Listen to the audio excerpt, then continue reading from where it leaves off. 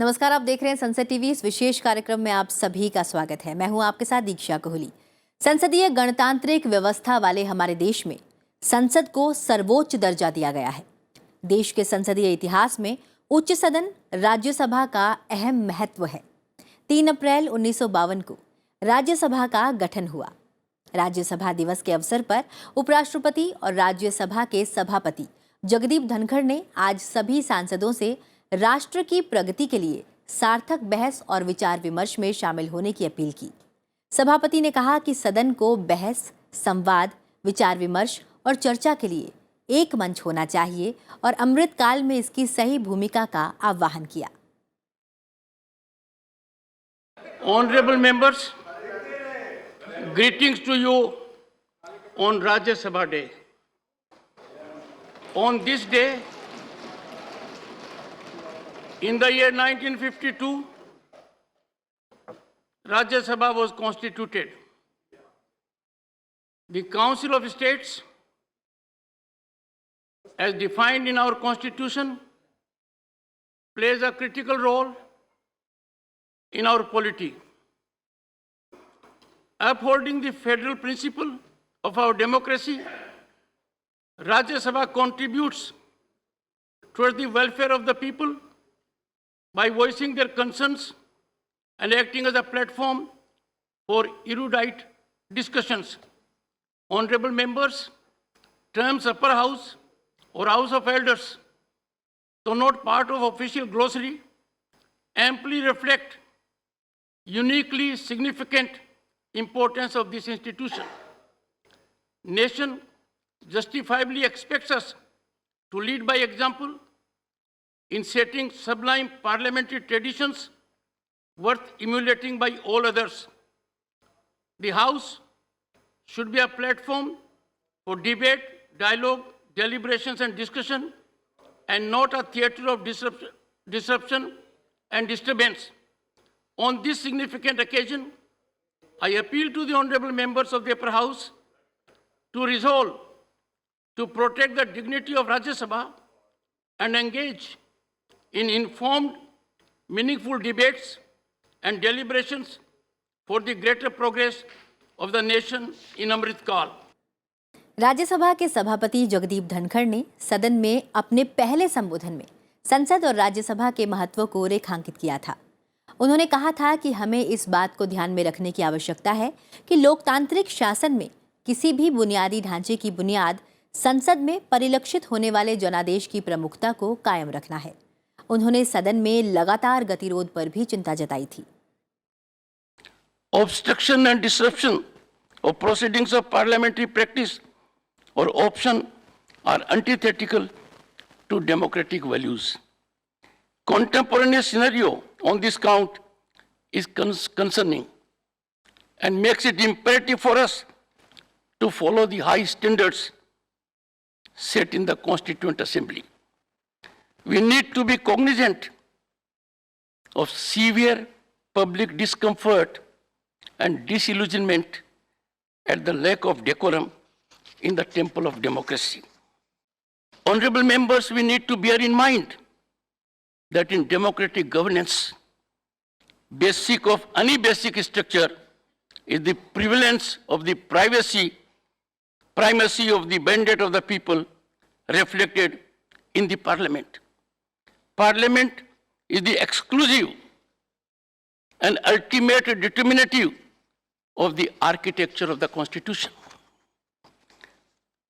It is disconcerting to note that on such a momentous issue, so vital to democratic fabric, there has been no focus in the Parliament now for over 7 years.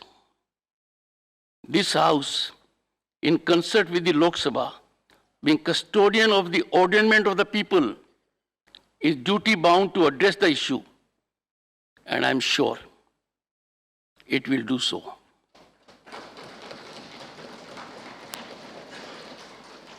Honorable members, authorities in constitutional positions in any institution are required to exemplify their conduct by high standards of propriety, dignity, and decorum. आजादी के बाद से आज तक राज्यसभा ने लंबा सफर तय किया है। राज्यसभा कई मामलों में लोकसभा से अलग है और कुछ मामलों में इसे अधिक अधिकार भी मिले हुए हैं। संसद का ऊपरी सदन राज्यसभा, जिसे काउंसिल ऑफ स्टेट्स भी कहा जाता है, राज्यसभा निरंतर जारी रहने वाला सदन है, यानी ये कभी विघटित नहीं होता। पर सबसे मूल बात यह है कि संसद का मूलभूत काम विधेयकों पर चर्चा करके कानून बनाना है। फिर भी राज्यसभा की भूमिका को चेक एंड बैलेंस की भूमिका माना जाता है, यानी ये दोबारा परखना कि कोई कमी तो नहीं रह गई। राज्यसभा की यही भूमिका इसे खास बनाती है। संविधान सभा के पूरे डिबेट को अगर आप गौर करें तो पाएंगे कि इसकी परिकल्पना इसलिए की गई कि कोई भी कानून बने, चूंकि लोकसभा सीधे लोगों से आए हुए जनप्रतिनिधियों का मर्यादित सदन है, वहाँ अगर कोई कानून बहुत लोक दबाव में जल्दी में पास हो गया, कोई बड़ी देश में ऐसी घटना रही, कोई उत्तेजक माहौल रहा, तो उस कानून पर पुनः विचार करने के लिए जब राज्यसभा में आएगा तो बहुत मर्यादित ढंग से इसमें लोग उस पर विचार करेंगे। राज्यों के प्रतिनिधित्व वाले यानी एक परिसंघीय सदन होने के नाते राज्यसभा को संविधान के अधीन कुछ विशेष शक्तियां भी हासिल हैं। उदाहरण के लिए कानून बनाने से जुड़े सभी विषयों या क्षेत्रों को 3 सूचियों में विभाजित किया गया है। ये हैं संघ सूची, राज्य सूची और समवर्ती सूची। संघ और राज्य सूचियां परस्पर अपवर्जित हैं, यानी कोई भी दूसरे के क्षेत्र में रखे गए विषय पर कानून नहीं बना सकता। लेकिन राज्यसभा के पास इस मामले में विशेष शक्तियां हैं। राज्यसभा चाहे तो सदन में मौजूद और मत देने वाले सदस्यों में से कम 2/3 सदस्य बहुमत से संकल्प पारित करके राज्य सूची के विषय पर कानून बना सकते हैं, जो 1 साल के लिए वैध होगा। दोबारा भी संकल्प पारित करके इसकी अवधि 1 साल के लिए बढ़ाई जा सकती है। इसके अलावा संघ और राज्यों के लिए सम्मिलित 1 या अधिक अखिल भारतीय सेवाओं जैसे IAS, IPS और IFS जैसी सेवाओं का सृजन भी राज्यसभा कर सकती है। सबसे अहम बात यह है कि अनुच्छेद 352, 356 और 360 के तहत आपातकाल की स्थिति हो और अगर लोकसभा विघटित हो चुकी हो तो राज्यसभा से इस स्थिति में इस उद्घोषणा का अनुमोदन कराया जा सकता है। राज्यसभा को कुछ विशेष अधिकार दिए गए हैं, जिनमें से एक अधिकार यह है कि 2/3 मेजॉरिटी से जो राज्य से संबंधित विषय हैं उन पर भी वो कानून बना सकते हैं। इसी तरह से कोई भी ऑल इंडिया सर्विस का अगर गठन किया जाना है तो वो अधिकार राज्यसभा के पास है। इसके अलावा जब लोकसभा अगर डिसॉल्व हो और उस समय अगर कोई स्पेशल हमें प्राविधान लाना है, स्पेशल प्रोक्लेमेशन करने हैं और इमरजेंसी की स्थिति में, ऐसी स्थितियों में भी राज्यसभा को विशेष अधिकार कॉन्स्टिट्यूशन के अंतर्गत दिए गए हैं। राज्यसभा की कुछ और चीजें इसे लोकसभा से भिन्न बनाती हैं, जैसे इसकी सदस्यता के लिए न्यूनतम उम्र 30 साल होती है, जबकि लोकसभा के लिए ये 25 वर्ष है। काउंसिल ऑफ स्टेट्स की गरिमा के मद्देनजर भारत का उपराष्ट्रपति राज्यसभा का पदेन सभापति होता है। संविधान के अनुच्छेद 75(3) के अधीन मंत्रिपरिषद सामूहिक रूप से लोकसभा के प्रति जिम्मेदार होती है। इसका मतलब ये है कि राज्यसभा सरकार को बना या गिरा नहीं सकती। हालांकि वो सरकार पर नियंत्रण रख सकती है और यह काम विशेष रूप से उस समय बहुत महत्वपूर्ण हो जाता है जब सरकार को राज्यसभा में बहुमत हासिल नहीं होता। हाल के दिनों में संसद में अवरोध काफी बढ़ा है। सत्ता पक्ष और विपक्ष के बीच विभिन्न मुद्दों पर विरोध की भेंट संसद की कार्यवाही चढ़ रही है और एक तरफ प्रश्नकाल, शून्यकाल से लेकर अहम मुद्दों पर चर्चा नहीं हो पा रही, तो वहीं अहम बिल भी अटक जाते हैं। हालांकि राज्यसभा की एक खासियत ये भी है कि सदन में पेश और पारित हुए बिल जीवंत बने रहते हैं। राज्यसभा यानी संसद के उच्च सदन की उत्पत्ति की भी लंबी कहानी है। इसकी जड़ें आजादी की पहले की हैं, जब सीधे तौर पर जनता से चुने गए जनप्रतिनिधियों से इतर अप्रत्यक्ष रूप से चुने गए जनप्रतिनिधियों के सदन की जरूरत को महसूस किया गया और उनके प्रतिनिधित्व को जरूरी भी माना गया। राज्यसभा की स्थापना की जड़ें दरअसल आजादी के पहले की हैं। भारत में दूसरे सदन की शुरुआत 1918 के मॉन्टेग्यू चेम्सफोर्ड प्रतिवेदन से हुआ। भारत सरकार अधिनियम 1919 में तत्कालीन विधानमंडल के दूसरे सदन के तौर पर काउंसिल ऑफ स्टेट्स को बनाया गया, लेकिन इसका विशेषाधिकार सीमित था। ये वास्तव में 1921 में अस्तित्व में आया। गवर्नर जनरल तत्कालीन काउंसिल ऑफ स्टेट्स का पदेन अध्यक्ष होता था। आजाद भारत का संविधान तैयार करने के लिए कैबिनेट मिशन के तहत 1946 में ही संविधान सभा का गठन किया गया।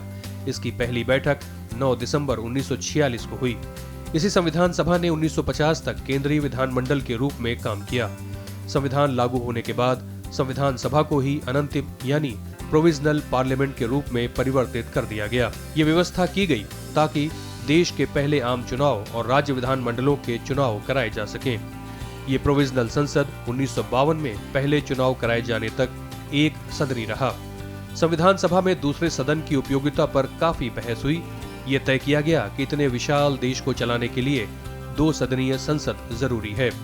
बाद में जनप्रतिनिधित्व अधिनियम के तहत राज्यसभा का गठन 3 अप्रैल 1952 को हुआ।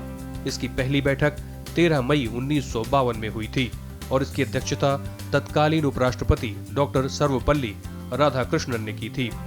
23 अगस्त 1954 को सभापति ने सदन में घोषणा की कि काउंसिल ऑफ स्टेट्स को अब राज्यसभा के नाम से जाना जाएगा। पहली राज्यसभा में 217 सदस्य थे, जिसमें 205 राज्यों से बाकी 12 नामित थे। नए राज्यों के गठन के साथ ये संख्या बढ़ती गई और 1987 में संख्या कुल 245 हो गई। हालांकि संविधान के मुताबिक राज्यसभा सदस्यों की अधिकतम संख्या 250 हो सकती है। 1952 में सदन के गठन के वक्त एक दिलचस्प पहलू भी सामने आया और वो ये कि राज्यसभा के सदस्य का कार्यकाल जब 6 साल का होता है तो आखिर ये व्यवस्था कैसे लागू की जाए कि हर 2 साल में 1/3 सदस्यों को रिटायर कर दिया जाए।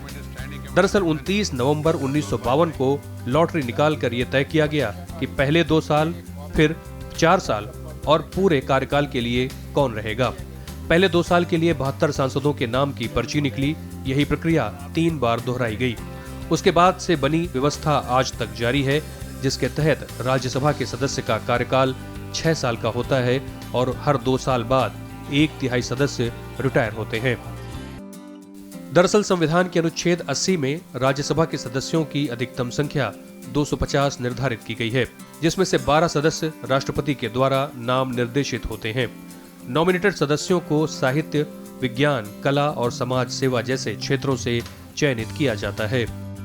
राज्यसभा के सदस्यों की वर्तमान संख्या 245 है, जिनमें से 233 सदस्य राज्यों और संघ राज्य क्षेत्र दिल्ली और पुडुचेरी के प्रतिनिधि हैं और 12 नाम निर्देशित हैं। दरअसल संविधान की 4वीं अनुसूची में राज्यसभा में राज्यों और संघ राज्य क्षेत्रों को स्थानों के आवंटन का उपबंध है।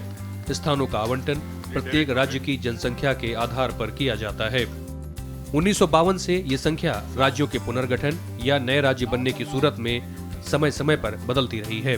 ये भी खास बात है कि बीच में किसी सदस्य के इस्तीफे या किसी अन्य कारण से खाली सीट पर उपचुनाव होता है, लेकिन वो बचे हुए कार्यकाल के लिए ही सदस्य हो सकता है। और इस स्पेशल रिपोर्ट में फिलहाल इतना ही। अभी के लिए मुझे दीजिए इजाजत और आप देखते रहिए संसद टीवी। नमस्कार।